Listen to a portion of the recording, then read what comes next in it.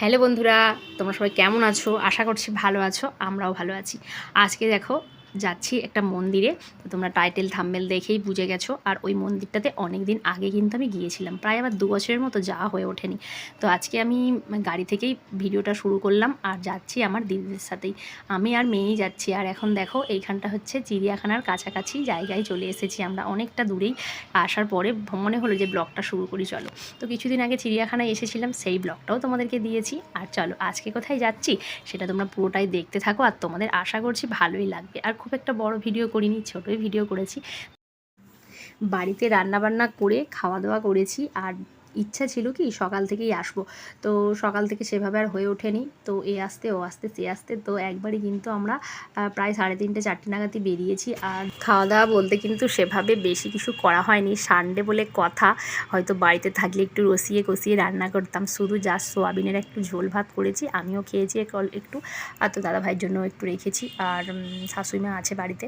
আর এই যে ভিড়টা দেখালাম কোথায় বলো তো, চিড়িয়াখানার ওখানেই কিন্তু এতক্ষণ আমরা জ্যামে ফেসেছিলাম। তো যাই হোক চলো, আমরা এখন কিন্তু মাঝের হাট যে ব্রিজটা, ওই ব্রিজটা দিয়ে যাচ্ছি। আর সেটা তোমাদেরকে কিন্তু একটু শেয়ার করে দিলাম, কারণ যারা আসতে চাও তারা কিন্তু এই মাঝেরহাটের ব্রিজটা থেকেও কিন্তু লোকেশানটা ট্র্যাপ করতে পারো। তো আমরা তো অনেকবারই যাওয়া হয়েছে, কিন্তু তারপরেও হচ্ছে গিয়ে মোটামুটি ভুলেই যায় অনেক সময়। তো যাই হোক চলো, এই দেখো মন্দিরের এখন ভেতরে ঢুকছি আর তোমাদেরকে একটু ভিডিও করে দেখালাম। চলো, পার্কিং জায়গাটাও কিন্তু সুন্দর, যারা বাস নিয়ে আসে গাড়ি নিয়ে আসে তারাও কিন্তু সুন্দরভাবে ব্যবস্থা আছে রাখার, খুবই বড় জায়গাটা। তো দেখো প্রায় সন্ধে হয়ে গেছে। দিনের বেলা আসলে কিন্তু খুব সুন্দর ভিডিও করতাম, খুব ভালোও লাগতো। আর এই যে এখানেই গাড়ি এখন পার্কিং করা হলো, দিদিদের গাড়ি করে এসেছি। এই যে আমার দিদির পায়ে ব্যথা, তাও কিন্তু মানে ঠাকুরের একটা টান থাকলে বলে না চলে আসে। তো যাই হোক আমরা চলে এসেছি। আর দেখো মন্দিরটা তোমাদেরকে একটু দর্শন করিয়ে দিচ্ছি। সকাল সকাল আসলে কিন্তু আলাদা রকম একটা লাগতো দেখতে, আর সন্ধেবেলা আলোর মধ্যে কিন্তু আলাদা রকম একটা লাগছে।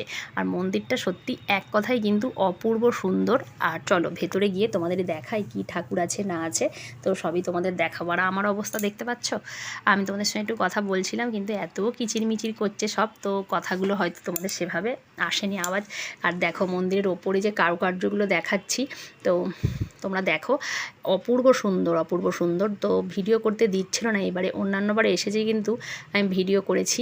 তো এইবারে কিন্তু অতটা ভিডিও করতে দিচ্ছে না, লুকিয়ে চুরিয়ে একটু আধটু করেছি। আর দেখো ভেতরে এটা হচ্ছে আরতি শুরু হবে, সেই আরতির সময়ে কিন্তু একটু ভিডিওটা করেছি লুকিয়ে, তাও মানে শুধু জাস্ট তোমাদের জন্য গেছি যে একটু ভিডিও করছি, ভেতরটা না করলে হয় না, সেই রকমই আর কি, তাই করলাম। আর তারপরে কিন্তু ওখানে আরতি শেষ হতেই কিন্তু আবার ওপরের মন্দিরটাতে চলে এসেছি, মানে একটা গর্ভগৃহ ভেতরে একটা আছে ঠাকুর, তো স্বামীনারায়ণ, আর ওপরেও কিন্তু রয়েছে। তো এই দেখো তোমাদের জন্য অল্প অল্প করে কিন্তু লুকিয়ে চুরিয়ে ভিডিওটা করেছি। তো দেখো তোমাদের কিন্তু ভালো লাগবে। আর যারা মন্দিরটা আসোনি অবশ্যই কিন্তু তোমরা চলে এসো। আর আসলে কিন্তু আমাদের মতো রাত্রিতে এসো না, সকাল সকাল এসো। সকাল সকাল আসলে কিন্তু ভালো ভালো মতো দেখা যাবে, মানে সব জায়গাটা সুন্দরভাবে, মানে কি বলবো, মানে মনটা ভালো লাগবে বেশি সকাল সকাল আসলে। তো যাই হোক আমাদেরও ভাগ্যটা কম ছিল না, আমরা কিন্তু আরতিও দেখেছি আর প্রসাদ নিয়েছি, অনেকখানি একটু ঘুরেছি মন্দিরে। কিন্তু এই যে সন্ধ্যের টাইমে প্রায় বন্ধ করার টাইমেই আর কি, তো এখানে 6:30 থেকে একটা আরতি শুরু হয়, তারপর 6:30 পরেই কিন্তু 6:45 থেকে ওপরের আরতিটা শুরু হয়। তো তোমরা যারা আসতে চাও আরতি দেখতে চাও তারা কিন্তু সন্ধ্যের টাইমটাও দেখতে পারো, তোমাদের কিন্তু ভালো লাগবে।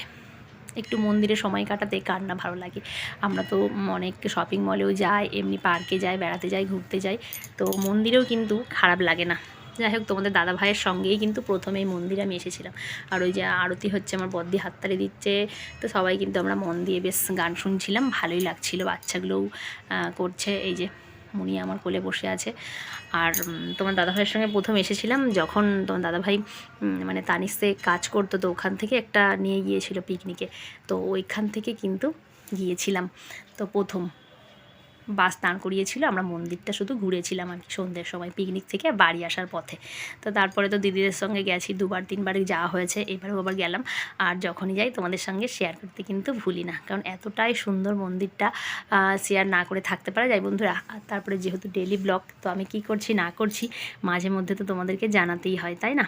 তো তারপরে এই যে আরতি দিচ্ছে দেখো সবাইকে, মানে সবাইকে সুন্দর এখানে কিন্তু ব্যবস্থা, তোমাকে উঠে যেতে হবে না, মানে সবার কাছেই আসবে আরতি নিয়ে। তো তারপরে আমরা দেখো এখানে চলে এসেছি আশ্রমের যে মন্দির, খাওয়ার জায়গা মন্দিরে, তো ওই খাওয়ার জায়গাতেই চলে আসছি। তবে এখানে কিন্তু খুবই খাবার দাবারের দামপত্র আছে, মানে দামটা একটু বেশি, তা কিছু করার নেই। এসেছি যেহেতু, সবার একটু খিদে পেয়েছে, অল্প স্বল্প করে একটু খাবো। তো কি খাবো দেখো, সব অর্ডার দিয়েছে আগে বিল করে, তারপরে তো কিনতে হয়। আর এই যে সামোসা, সবাই এখন হচ্ছে সিঙ্গারা খাচ্ছি, আর দই বড়া, আর হচ্ছে কী খেলাম যেন, হ্যাঁ, আর খেলাম আইসক্রিম। তো এইগুলোই এখন হালকা ফুলকা টিফিন করা হয়েছে। আর দই বড়াটাও খারাপ ছিল না, ভালোই খেতে ছিল, দামটা একটু বেশি।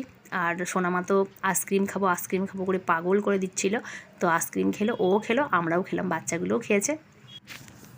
আর ওখান থেকে কিন্তু বাড়ি আসার পথে সবাইকেই বদ্দি বলেছিল বিরিয়ানি খাওয়াবে, তো যে যার বাড়িতে যাবে বলে আমাদেরকেও বিরিয়ানি দিয়েছিল। তো সেই ভিডিও আর করিনি, আমরাও বাড়িতে এসে রাতে বিরিয়ানি খেয়েছিলাম। আর